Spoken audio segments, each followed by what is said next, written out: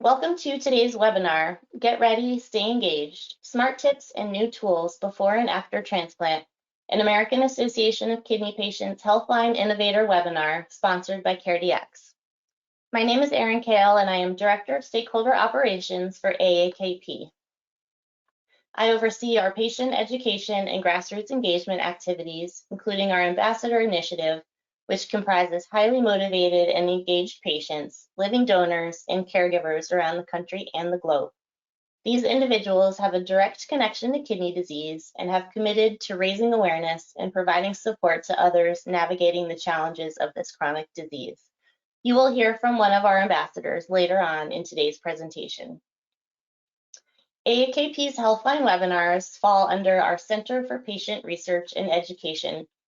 We believe patient and caregiver education is an integral part of treatment and protection of patient lives. We built this center with the latest polling and engagement technologies to ensure that kidney patients take a central role in informing the federal, academic, and private sector research, shaping the next generation of healthcare services, assistance programs, and innovative new treatments. AAKP is pleased to launch our Innovator webinar series, an extension of our normal Healthline webinar programming. As the oldest and largest patient-led kidney patient in the organization in the US, AAKP is proud to host this Innovator webinar as a service to the expanding national and global communities of patient consumers and their families, medical practitioners, researchers, and policymakers following innovation and advancements in kidney care and treatment. AAKP is an aggressive supporter of innovation to change status quo care. While this activity is an improved educational webinar, AAKP does not endorse this webinar nor endorse or promote any specific commercial entities or products. The content of this program as presented and financial support of this webinar was provided by CareDx. I'd like to go ahead and introduce today's first speaker, Sasha King. Sasha is CareDx's Chief Marketing Officer, and she will share some background on CareDx, their mission, and how they assist patients in the transplant community. Sasha, I turn it over to you. Thank you so much, Erin. Well, I'm just really glad to be here with all of you today to share a little bit about CareDx. If you could pop me to the next slide there. On a very high level, CareDx's mission and vision is to be 100% dedicated to transplant patient care. I would say it's extremely unique for us as a company, completely dedicated to patients. You see Patrick here and actually Joyanne behind me. We really think about the patient at the forefront of everything that we do, and that's why I'm very excited. We have, alongside Nikhil and Corin from CareDx, Mary Balaker, who's somebody who really embodies the patient voice and wanting to engage with us on how we can best do things to improve things for this community. If you pop into the next slide, on a very high level, when COVID hit, CareDx came together and said, what is it that we can do to help transplant patients specifically? And I'll tell you, it was pretty crazy whirlwind. As the country was closing down, we were on calls every day for a couple of weeks as we put together RemoTrack. RemoTrack is a home-based blood testing solution. So a phlebotomist will come to your home to do your blood draw, and they will draw not only your CareDx tests like AlloSure and AlloMap, but also all of your other routine tests that your transplant clinician may be ordering for you. And we now have over 150 centers that are using RemoTrack, over 7,000 patients. And if you're interested in learning more, you can go to caredx.com/RemoTrack. On the next slide, you'll get a sense of how CareDx thinks about the overall continuity of care. And part of our vision is we take these tools like AlloSure and AlloMap. I think many of you have probably heard of some of these tools if your clinician is using them for you today, but these are becoming a true standard of care in many centers. AlloSure is a cell-free DNA test, so it's looking at injury in a donated organ. AlloMap is a gene expression profiling test, so looking at whether your immune system is maybe over expressed or other measures that might be indications of immune quiescence or rejection. And then on the other side, you can imagine what are the ways that we can engage with individuals directly. And Corin will be speaking more about this, but these ways that we can engage with you directly help ensure that you are taking medications or drinking water or getting enough steps in on a day-to-day basis, but also to ping you in case something seems to be going wrong, and help ping your center and help them know about what's happening on a day-to-day basis, not just at those quarterly or annual appointments ongoing. And we believe that with surveillance tools, better engagement, it can truly lead to better outcomes. And with that, I believe I will be passing back over to Erin to introduce the speakers today. Thank you so much, Sasha. We sincerely appreciate you being on today's webinar. And of course, we appreciate all of CareDx's support over the years and our continued partnership. Thank you. I'd now like to introduce Dr. Agrawal and Mary Balaker. Dr. Agrawal is a transplant nephrologist and the medical director of Kidney Center at CareDx. Prior to joining CareDx, Dr. Agrawal spent 4 years at Beth Israel Deaconess Medical Center in Boston, Massachusetts. He has also held faculty positions at Harvard Medical School and University of Florida. He received his medical degree from Maulana Azad Medical College in New Delhi and went on to do his residency at New York Medical College, followed by his fellowship in general and transplant nephrology at Beth Israel Deaconess Medical Center and Harvard Medical School. Dr. Agrawal has received several awards for his innovation in the field of nephrology, including the Kidney X Award for Innovations in Hemodialysis Access. Mary Balaker was diagnosed with a disease that I cannot pronounce, so I will let her share that. At the age of 9, during her lifetime, she has undergone hemodialysis for a period of time. At 17, she had a kidney transplant from a living donor, her brother Doug. Since then, she has had 3 more kidney transplants, the last of which was in 1999. As a result of this lifelong experience, she cherishes her life and possesses a strong interest to help improve healthcare. Mary has also written her story, Maria Never Gives Up, to help children and their families in their personal struggle with the emotional and physical roller coaster that is brought on by a chronic illness. Mary is also an AAKP ambassador. We're very pleased to have Dr. Agrawal and Mary Balaker with us today. We have several questions that we will address, and I hope that each of you will respond accordingly. So we will get started with those questions. The first question, and I'll ask Mary for her thoughts on this. What can patients expect when they are preparing for transplant? So thank you, first of all, for allowing me the opportunity of actually sharing my experience. And what I think patients should expect when they're preparing for transplant, I think, is that there's going to be an exam, the evaluation. They're going to be looking at heart, lungs. They're going to be doing blood work, tissue typing. They're also going to look to see if there's a living donor match, if that's an interest as well, or if you're going to be looking at a deceased donor list. And if you're looking at deceased donor list, are you looking at dual listing?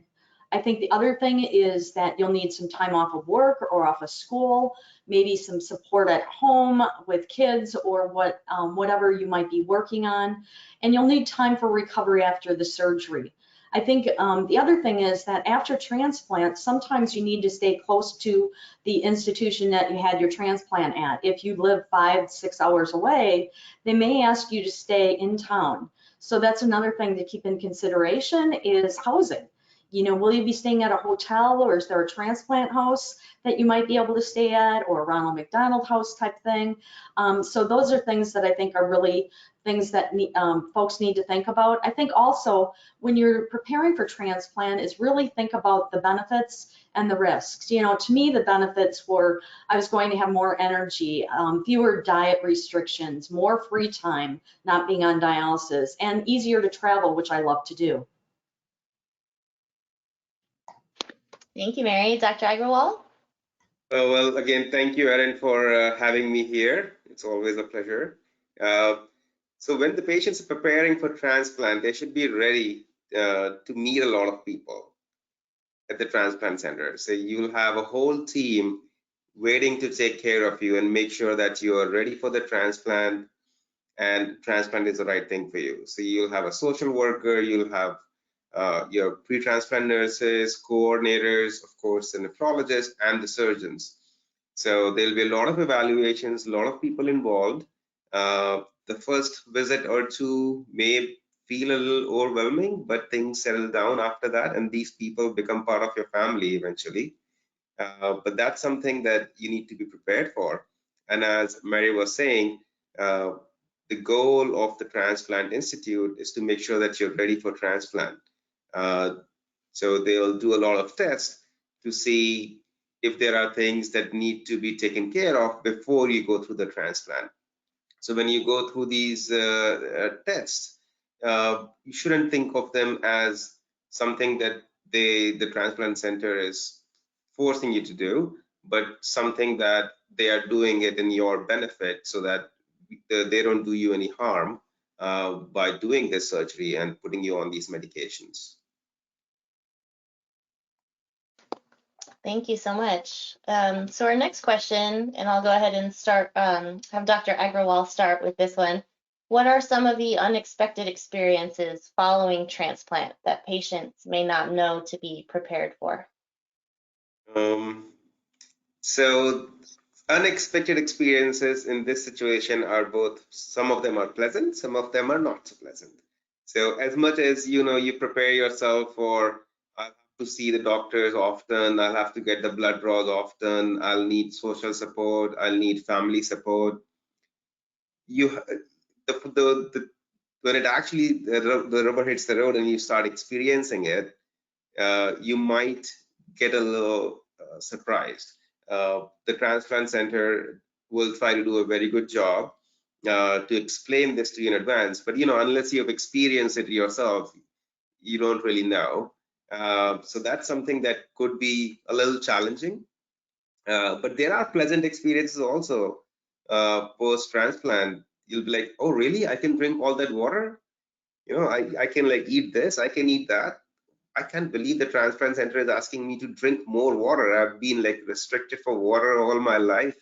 So, I can go to the gym, I can do this, I can do that. So there are both pleasant and some challenges, pleasant experiences and some challenges. But if you are engaged with people like Mary and organizations like AAKP alongside your transplant center, you can try to remove the unexpectedness out of these experiences. But again, till you actually do it, it's a little hard to just explain. All right, Mary, do you want to take over that question? Sure. I think you described it very well as some of the things that that can happen while you're in the hospital and with your transplant center.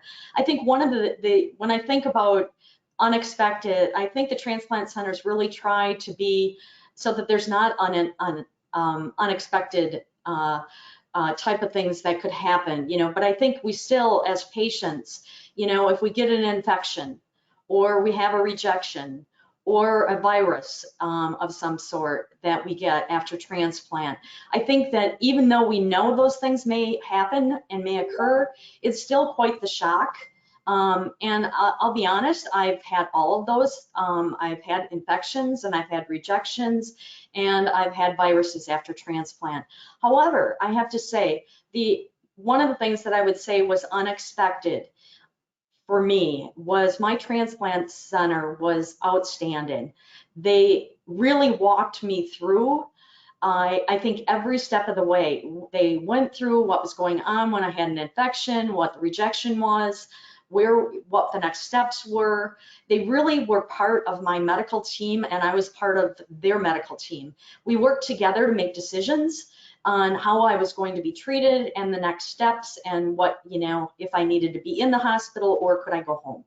and have treatment from home. So I think for me, there was not a lot of unexpected. I think the more, again, is that there's things that you may have that occur. And again, you know, those infections or rejections or viruses or any of those sort of things that could possibly happen that you might be told about prior to transplant, is that not everybody gets those. However, you know, I think we try to explain it, you know, just like any type of side effect that might occur, we try to explain that. And so I think it's better to have that knowledge so that we can be prepared. Yeah, I agree. So most of the transplant centers have a lot of education, and it's so much education that sometimes patients just zone out because it's just too much. So don't be afraid to revisit it and ask more questions about it so you can eliminate the surprise factor out of it. Great, thank you both. The next question that we have for you, what are some of the common challenges when making the switch from pre to post transplant? And Mary, we'll start off with you for this one. I think for me, between the pre and post transplant was really the recovery. You know, I think that it can be challenging that, you know, you just want to get your life back. And you're thinking that this is the cure all. And so you sometimes think that it's going to happen overnight. But you got to remember that, you know, you just had a big surgery. So I think the recovery, you know, I think one thing I have to say is after I had my transplant and because of not doing very well on hemodialysis, when I had my transplant, my energy was like back almost immediately. You know, my kidney was functioning and I was doing really well. And I think to me that was actually pretty amazing that I was already had more energy than I did prior, even though I was a little sore. So I think the other thing is that, you know, some people can be challenged by the amount of lab work that you have to go into the lab and have blood drawn, or the amount of doctor's appointments that you might need. So I think some people can have some of those challenges, and it's like, how am I going to get there if I can't drive? And so I think it's really being prepared to have a care partner that can work, you know, with you to get you to your appointments, to get your medications, or like maybe you can do mail order for your medications, you know, looking at alternatives until you can drive again, you know, because those will be some things, there might be some restrictions after your transplant for a bit. Yeah, I agree with Mary, all the things that she said. I think it's important to recognize that when you are making that switch immediately post-transplant, sometimes you may feel that, you know, you're losing control. Things are happening that you can't really do something about, you know, infection, rejection. Hopefully none of that will happen, but things happen, right? So you have to be prepared to, you know, have good support.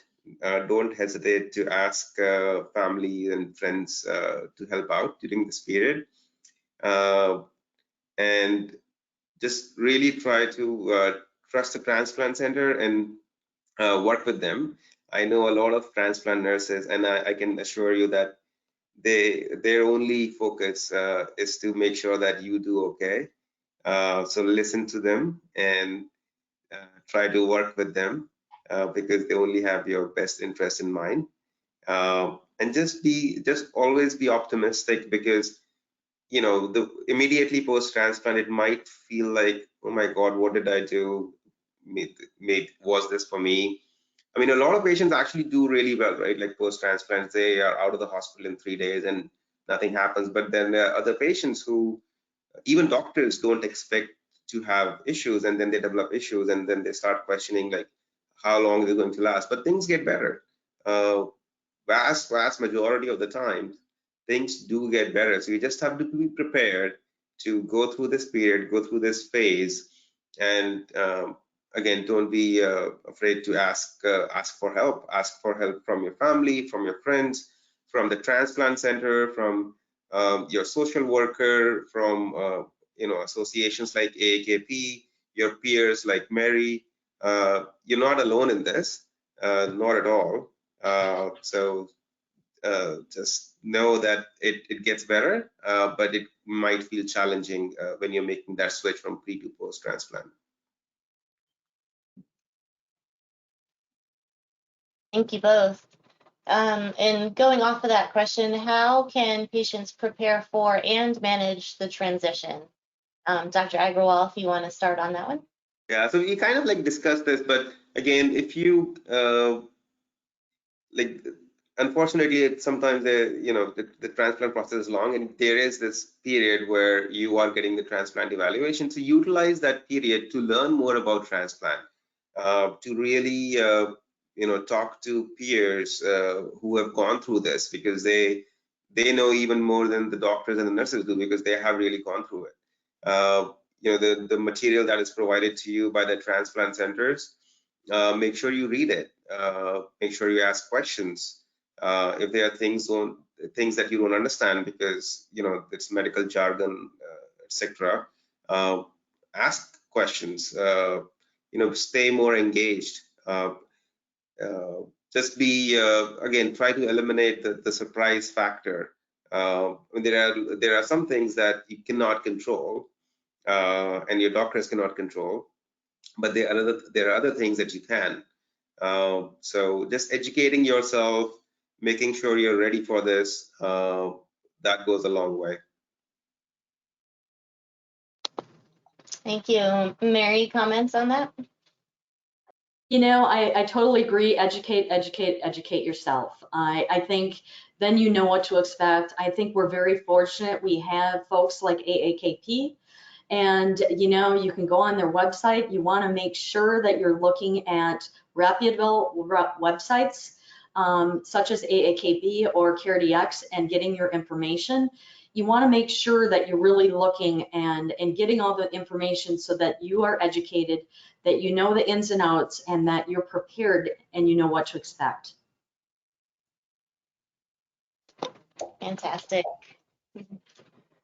Our next question is, the pre and post transplant routines, including managing medications, can be stressful and overwhelming at times.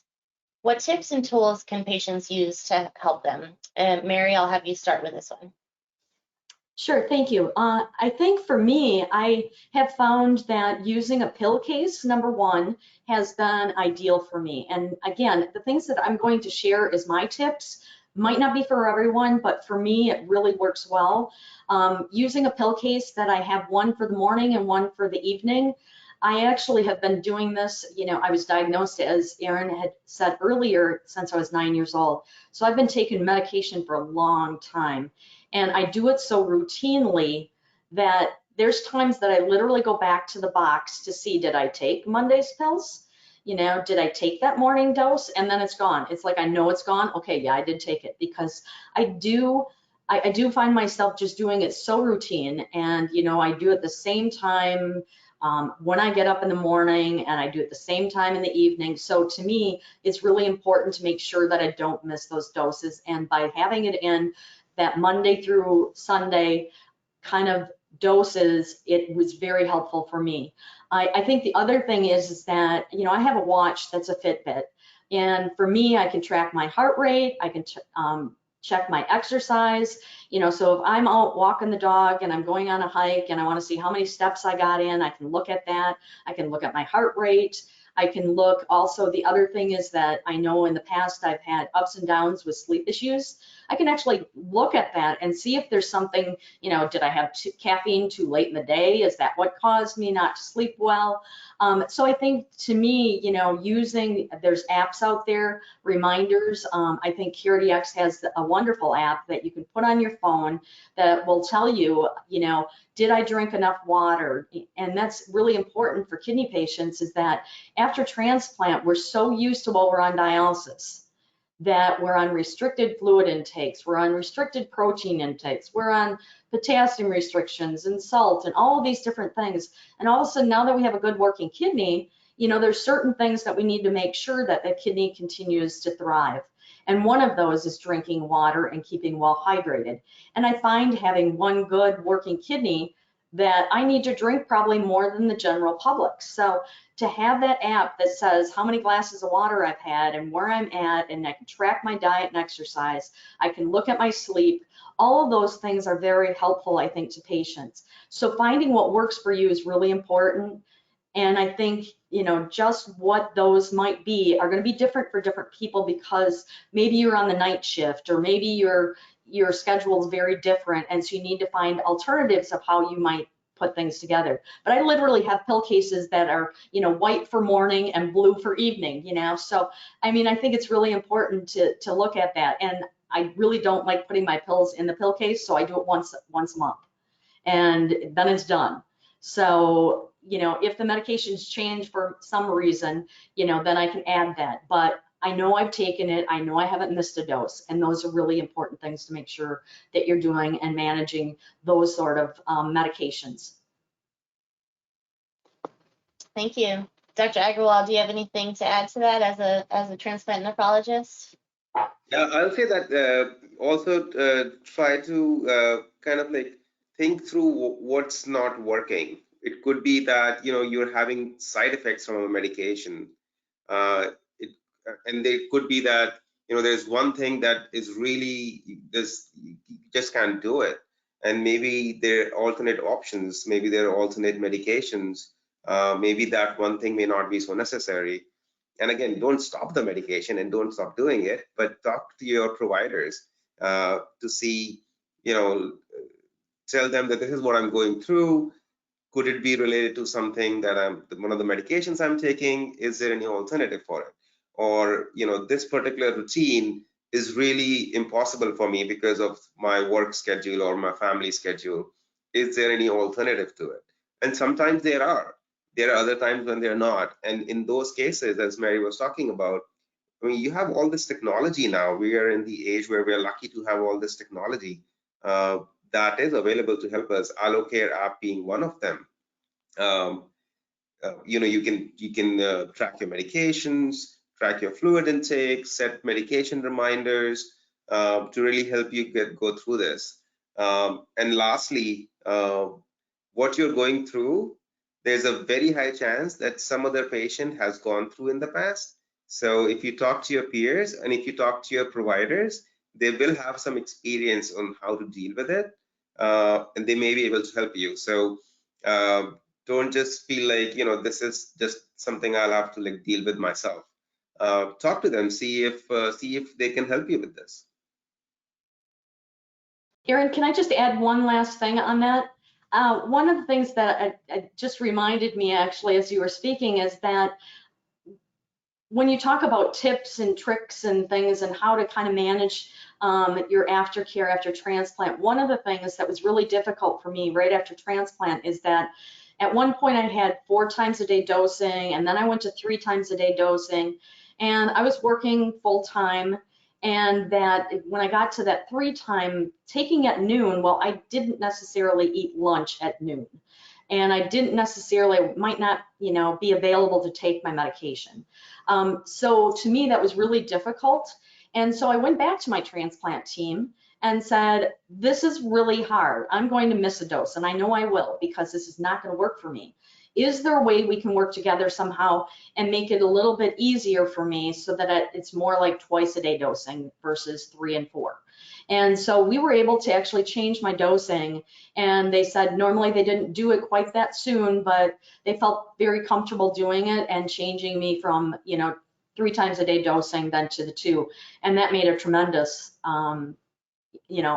help for me to be able to have that as well. And so I would recommend also to patients that if they're struggling, it's better to talk to your physicians and make sure that it fits and works for you and how to make it work in your day so that you don't miss a dose. Yeah, I totally agree. And another person at my transplant institute that I felt was very helpful and sometimes underutilized by some patients was a social worker. They really are magicians. So if nobody can help you, try them out. Fantastic. Thank you. We have one final question for our panel. What advice do you have for patients to achieve long-term success? And Mary, let's start with you. So how I've kind of put my life, I guess, together, and it wasn't until probably about maybe 10 years ago that I changed how I was doing things, but I would recommend this highly, is that I have what's called a wellness plan. And under that, I feel like it's important to know what your medications are, what they're for, what the dosage is, what the side effects are, and be sure to follow up with your transplant team when you're supposed to and as often as they think that you need to. The other is that I have within this whole wellness plan is I have my preventative care. So I see a preventive cardiologist. I do not have heart disease. However, I am high risk for heart disease. So I see a preventive cardiologist because it's on the medications. My triglycerides have been a bit high. So we work together on keeping me on the right medications and keeping things balanced. The other thing is that I'm also high risk for skin cancers. So the other thing is I actually see my dermatologist every 3 months and have an overall skin check to make sure that there's not skin cancer that needs to be removed and taken care of. The other is making sure that if you're a woman that you're maintaining your mammograms, if you're a man, making sure that you're having your prostate checked. I also continue to do bone density tests to check on my bones because of being on steroids for many years. And also once you are, in that age group, having that colonoscopy. I have one every 5 years. I think that's another area is, again, prevention, prevention, prevention. I get my lab work done as needed, and I still follow a low salt diet. To be honest, I started the low salt when I was 9, and now everything tastes salty to me. So I actually don't miss salt. I don't add salt. As a matter of fact, my husband's always kind of questioning, did you put anything on that? I use a lot of other spices, but I do not use salt.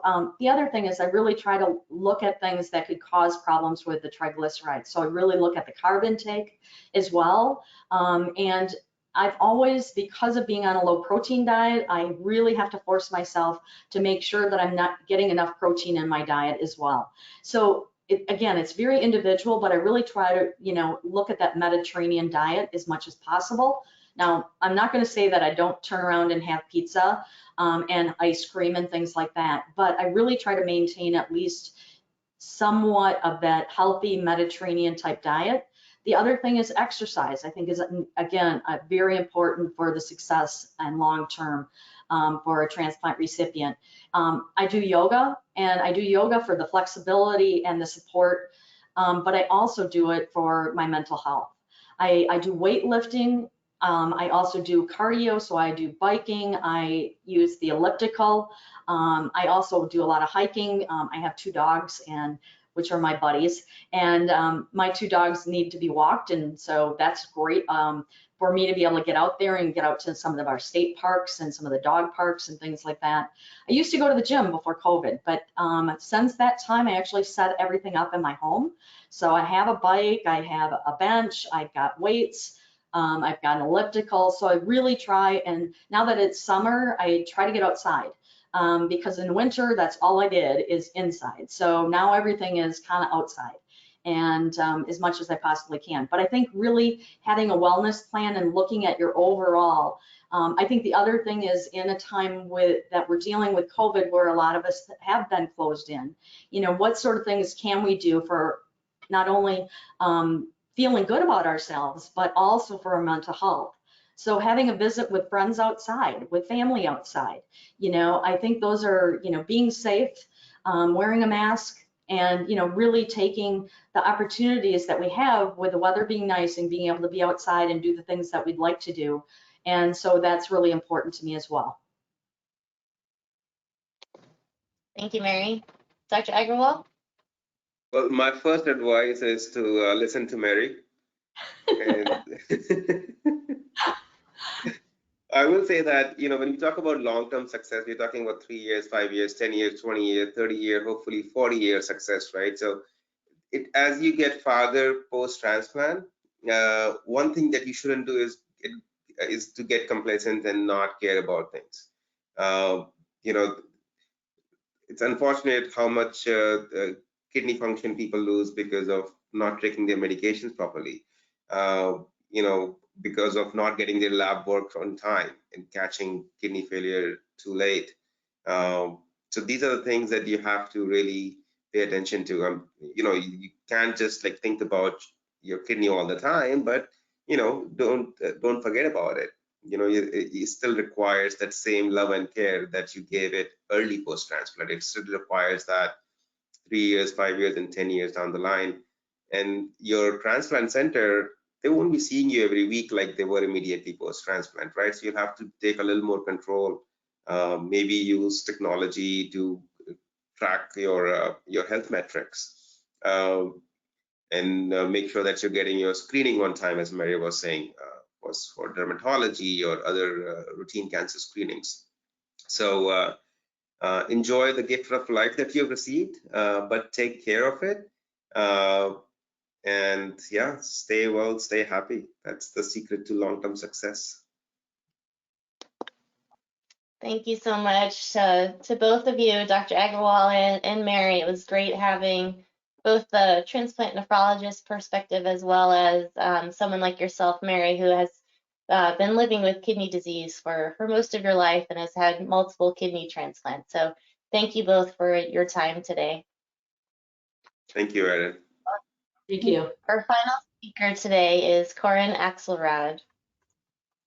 Corinne has over 20 years of experience in transplant, both as a transplant administrator and transplant quality director. Her passion lies in patient engagement and quality improvement. She is currently a senior business analyst for digital products at CareDx and focuses on developing technology for transplant centers, doctors, and patients. Corinne, I transfer things over to you. Thank you so much, Erin, and thank you all for joining and taking some time out of your very busy days for us. Erin, if you can go to the next slide. And Erin, if you can kind of hit return a bunch of times, you're going to see some little blue bubbles pop up here. So we heard some really great advice from Dr. Agrawal and from Mary about the time before transplant, the time after transplant, and all of those things that you need to be doing to take care of yourself. It can be overwhelming, it can be frustrating sometimes, it can be stressful, and you have your day-to-day lives to live too, right? So you have these health concerns on top of that, and taking care of your families and pets and all those other things that you're doing. And so we heard some great advice from them about how you can manage those things. And it's about engaging with others. They mentioned talking to your transplant team, talking to other patients, hearing about their stories, hearing and learning from others, really kind of understanding yourself, doing some inward looking, looking at your own health metrics, looking at your compliance with your medications, looking better understanding that, so that knowledge that you can arm yourselves with, not just about transplant and about the world of transplant and your disease, but also just about your own body. They mentioned kind of setting goals. Mary talked about her wellness plan, right? So setting goals for yourself, understanding where you're going and having a really clear path for that. I am a very big advocate of rewarding yourself too, taking a few minutes to kind of say, yes, I did a good job. It's great to kind of keep setting those goals and keep moving that goalpost forward and keep striving for that. But take those moments to say, yes, I'm doing really good. And for some weeks, 90% of your medication is going to be really good. You want to hit 100, but 90 is going to be really good. And so take a few moments to celebrate those. I'm going to focus in the next few minutes about tools though. There is a lot to do before and after transplant to take care of yourself. And there are a lot of strategies for doing that. But what if I told you that I had a tool, one tool that could actually help you with all of that? Taking care of yourself before transplant, taking care of yourself after transplant, knowing what you need to do, knowing your own body, engaging with other people, talking to your transplant center about your health, getting feedback from your providers, having those conversations, setting goals, and rewarding yourself. So having a little fun too. If I had one tool that could help you with all of that, imagine, right? I want you just to imagine for that for just a moment. So Erin, if you can go to the next slide. I do. I have one tool that can actually help you with all of it, and it's the AlloCare app. AlloCare is a smartphone-based app that is really designed specifically for transplant patients, both before your transplant and after, to really help you manage all of those things that you need to do and have a little fun doing it, hopefully, along the way. It's really designed to do kind of two big things, right? One is to help you adhere to all of the things that you need to do to take care of yourself. Take your medications, take them on time, to watch your blood pressure, watch your weight, watch your steps, keep track of all of those things.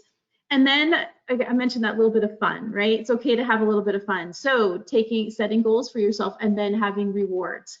The system is set up to do points and badges and things like that, helping you stay informed and engaged. There's a community chat board that's going to let you talk to other patients and hear experiences, and then also staying engaged with your transplant center, being able to share this information with them when you have conversations. So as Dr. Agrawal mentioned, you don't have to just accept those side effects. You don't have to just accept those difficult medication regimens, as Mary talked about. You can actually talk to your providers about that, and the app can help you do that too. And it's in that one really convenient place that most of us never put down during the day, or if we do, maybe you're healthier than I am and you do leave it for a little bit, but it's become so much a part of our everyday lives. We use it now more than just talking on the phone to people. Our phones have become kind of a source for lots of different things, and this app is right in that phone. It is free for all patients to use and download. It is available on Android and on Apple, and it is available in English and in Spanish. So we really hope to make it available to as many patients as possible. Erin, if you can go to the next slide. And then if you can just return just a couple times, we have a couple little bullet points to go over here. So I mentioned those two big buckets that this was really designed to do, right? One of them is knowledge. So understanding your body and understanding your regimens. So the app is going to help you keep track of that complicated medication schedule. It can bring your schedule in right from your medical record, so you've got the right schedule to start with. It will then send you reminders throughout the day of when you need to take your medicines, how much you need to take, kind of be your virtual pill box, if you will, as Mary was talking about before. And it'll even show you pictures of those medicines. I don't know about you, but 25 years in transplant, and I still struggle with some of the names of the medications, but I know the difference between a pink pill and a blue pill, or a long yellow one and a round blue one. And so the pictures can really help you keep on track with which ones you're supposed to take. It can also help you to track those other metrics that are really important to your body. And again, understanding your body, your regimens. So you can log your fluid and your weight and your steps, your blood pressure. You can decide what you want to log. So before transplant, maybe you want to track certain things, and then after transplant, you want to track different things. Different things will be important. Mary and Dr. Agrawal talked about that fluid, right? So before transplant, you're going to want to restrict that fluid. After transplant, you may need reminders to keep drinking throughout the day because you kind of trained yourself, right? The app will not only help you track those measures, but it's going to help send reminders. Hey, you haven't drank in a little while, time to drink. Hey, haven't taken your blood pressure today, you need to do that. So really helping you while you're busy doing everything else. Mary was talking about trying to work and take care of a transplant.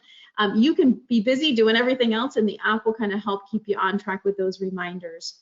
So that can really help you understand your body better. You'll be able to look at those trends over time. So that's kind of the reason for logging that daily, right? To be able to look back over time and see, what does my blood pressure look like over the last week or the last month? Sometimes one reading really doesn't tell us the story, right? We don't panic sometimes over one blood pressure reading or one get on the scale today and I'm a half a pound heavier. I won't panic about that yet. But when I start to look back over the last week or the last month then we can start to see trends, right? Trends in our blood pressure going up or down, trends in our weight going up or down, steps. We can celebrate that when we can start to see our steps going up. So the app can, again, help you understand your regimen with those reminders, with that important information. It can help you understand your body by being able to see those trends over time, being able to see your information, identify those patterns. Mary was mentioning about, did I have too much caffeine and that's why I didn't sleep? Or maybe I miss my medication doses because I'm not getting my lunch on a regular time basis. So being able to really understand me and what I need better. And then it'll also help you understand transplant, your disease, and then other important information about caring for yourself. So we have included lots of great articles. Our clinical team has reviewed to make sure they're sound. This is not like a Google search, so you're not going to get all kinds of crazy information. This is good, sound information that we've gotten from transplant centers and from our own clinical team and have added to this. We've also added events, webinars just like this, that you might want to attend to learn more. That way you can kind of stay connected at the same time. Erin, if you can go to the next slide. So in addition to knowledge, that's super important for you to know yourself, your body, and then to understand transplant and your disease. But the other kind of big bucket that Mary and both Dr. Agarwal talked about was really engaging and talking, right? So the community chat board can allow you to really reach out and talk to others, right? COVID has probably made that a little hard. People can't just stop by anymore. But this can connect you with patients all around the country who are just like you, who are going through the same things or have already been there, done that, right? So they can share their experiences with you. You can make those connections, ask questions, share your own experiences. You have unique experiences that other people can learn from. And so being able to do that in a virtual environment can sometimes allow people to feel a little bit more open and honest. If I'm not looking right across the table from you and maybe don't feel quite so shy or embarrassed to ask things or to say something, some of us are more introverted than others. And so this can really give you that kind of structured environment to kind of do that sharing and talking. It's also a safe environment. We do monitor these chats to make sure that people are not giving each other kind of that crazy advice, right? No one's going to tell you to take, goat's hair or anything like that for your transplant. And we also make sure that no one is using it in a mean or malicious type of way or being hurtful in any of their comments. So it's a safe environment. This isn't like maybe joining a kind of a random support group webinar or support group or a random Facebook group. This is, again, monitored for that safety. But it does allow you to engage with other patients, engage with folks who are just like you and be able to talk about things. And then it's also going to allow you to engage with your transplant provider on a whole different level. So if you have in your hands, when you go to talk to them, that important biological information about you, this is what my blood pressure has been, this is what my weight has been, hey, this is how I'm doing taking my medications. And sometimes you can brag about it, right? Hey, look at what I've accomplished, right? Get some kudos for what you've been working really hard on. But it allows for those conversations with your provider and your care team that Mary and Dr. Agarwal mentioned are so important, so that you can have that knowledge-based conversation with them. You can participate in your care. In 20 years of working with transplant patients, I want patients to feel empowered to be part of their care. I want them to feel like they are a part of the system, like it's not just happening to them. And this can really make you feel armed with that, right? When I go to talk with my provider, I have information that they don't have.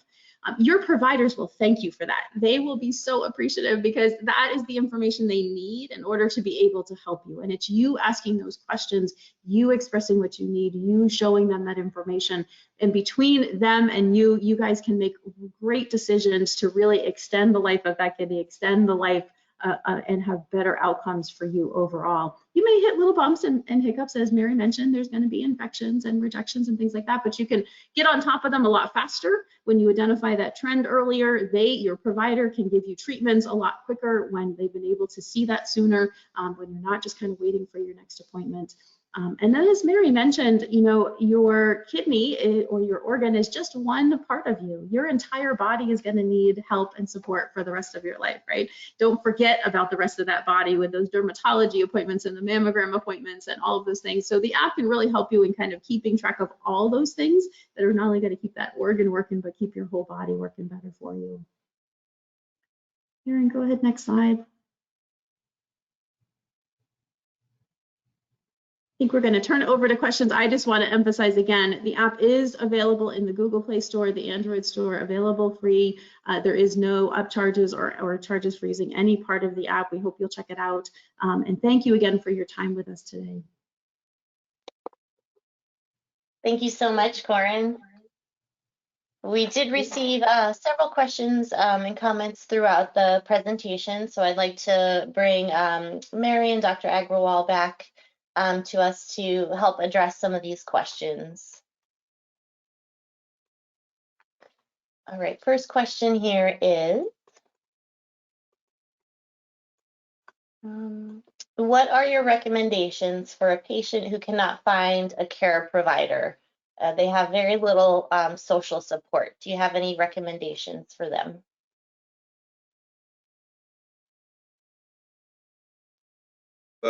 Care provider, you mean like a physician or like a person at home to take care of them? I think they're asking for a care provider or care partner at home. Oh, at home. Yeah, no, it's it's more common than you think it is, and it's not always an easy answer. There's not always an easy answer to solve that problem. The social worker are often, the people we ask to help in this situation, because they may have connections with the local organizations or societies, and may have some recommendations on how you can gather some help. Yeah, but it could be a little time consuming and difficult to answer this situation. I agree. I think the social worker is a great place to start. I think also looking at areas of, if you're working, whether some coworkers might actually jump in and help. I mean, I've seen that as well. I've also seen churches where that is part of their support. I've seen people that are part of running clubs where they actually talk with folks. So I think sometimes you just have no idea where those people are. And so don't be afraid to reach out. I think that we can't be shy in a time like this. And so, think about what your network might be. And even though you might feel like you don't have family or friends right there with you right now, some of the things that, you'd be surprised, whether it's somebody, from high school, that wants to step up and, actually doesn't live that far from you, that might be there and being able to help you as well. So there's lots of organizations out there as well, as he had mentioned. So, but don't be afraid to reach out. I guess that's my big takeaway there. Thank you.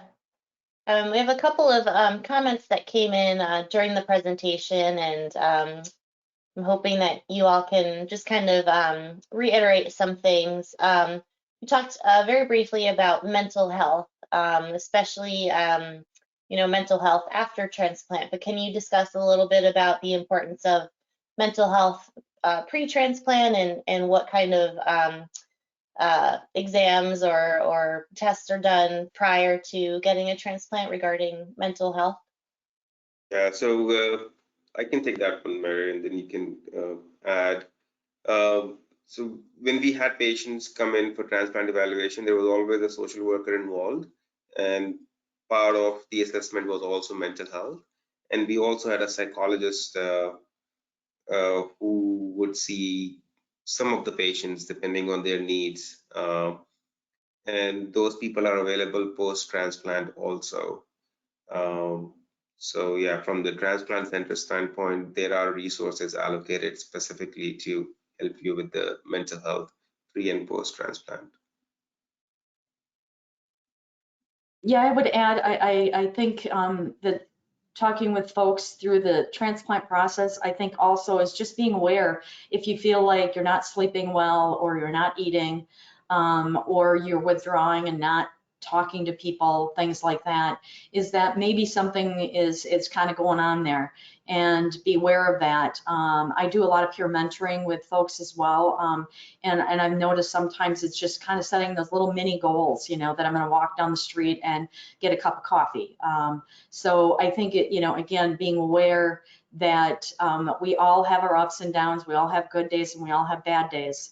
And so I think when you're on dialysis and that waiting for the call or waiting to hear if somebody's a match, I mean, is really hard and sometimes really heartbreaking, because you find out somebody that you think was going to donate is not a match. And I've been through some of those things, and that can be heartbreaking. Or being sent home because of some reason, and you're going to have the transplant, and now it's been put off for a month or more. And so I think those are the sort of things that, being aware and how to deal with that, and not shutting yourself down, and trying to kind of reach out to those that care and love you is going to be really important. And the other is making sure that if you need professional help, that you get it. Thank you both. Another comment that came in about unexpected experiences after transplant.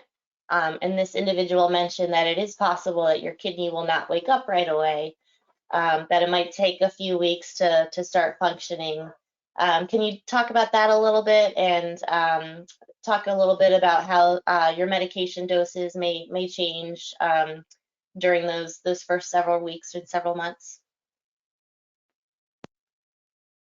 Mary, do you want to take that first? Sure.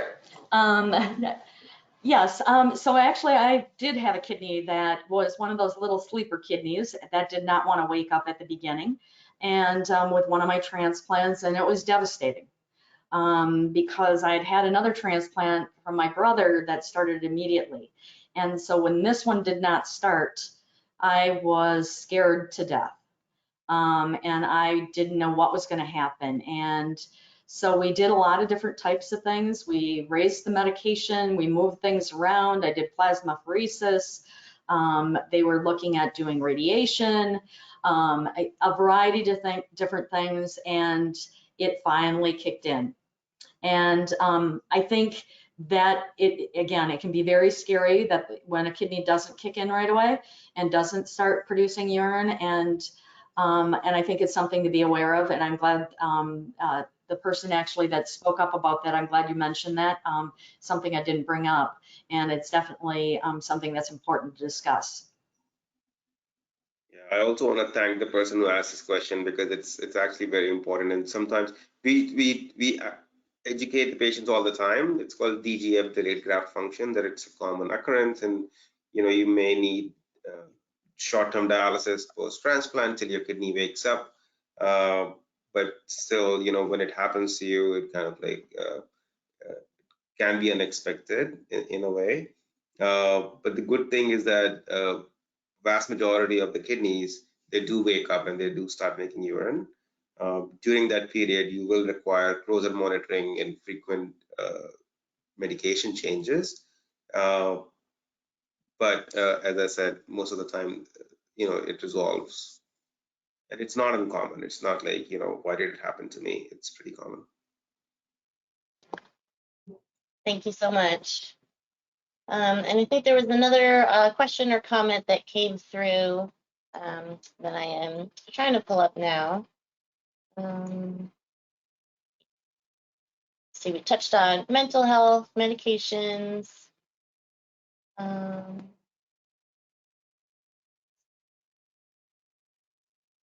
Sorry, I'm scrolling through a lot of comments here. And one individual commented that your transplant team becomes something like a family during your process getting your transplant. I don't know if Mary or Dr. Agrawal has anything to add to that or not. Absolutely. I want to say that we become family, but Mary, I don't know if you feel the same way from the patient side. I've been really blessed. My transplant team is my family. They really are. From the transplant surgeon to, I send a holiday card every year. He's not at my local place. He recently sent me a card and just said, I want to thank you for the holiday card. It was like 6 months later. You do. I think that your medical team wants to see you succeed as well. As mentioned, I've had 4 transplants. The last one I'm going on 22 years with. So I'm really happy, and I feel like I want to honor my donor, and I want to make sure that I'm taking care of myself and honor the donor for giving me the gift of life. And I think the medical team that I'm so blessed, between the transplant surgeon to my nephrologist to my social worker to my I can go on and on, whether it's the physical therapist that I work with or a variety of different people. They're all part of my team, and I feel really blessed that I can send them an email or through my chart and I get a response. I actually think it's kind of funny. My transplant surgeon literally will send a text. I think I can send him a question or something, and I swear he must be by his phone, because it's like 5 minutes later and I get a message from him. So, I'm really very, very blessed, and I totally agree that, they're kind of our lifeline. And, that's, I think, I think some are really understand that, and being a child growing up and having this journey for 40 plus years, I really admire my staff that I work with. Great, thank you. Well, I appreciate everybody joining us today. I want to invite Dr. Agrawal, Mary, and Corin to see if they have any parting words for us before we go through a few closing slides. I just want to thank you and Mary for this excellent discussion. And thanks again, Corin, for educating all of us about the AlloCare app. I do think it's a very useful tool.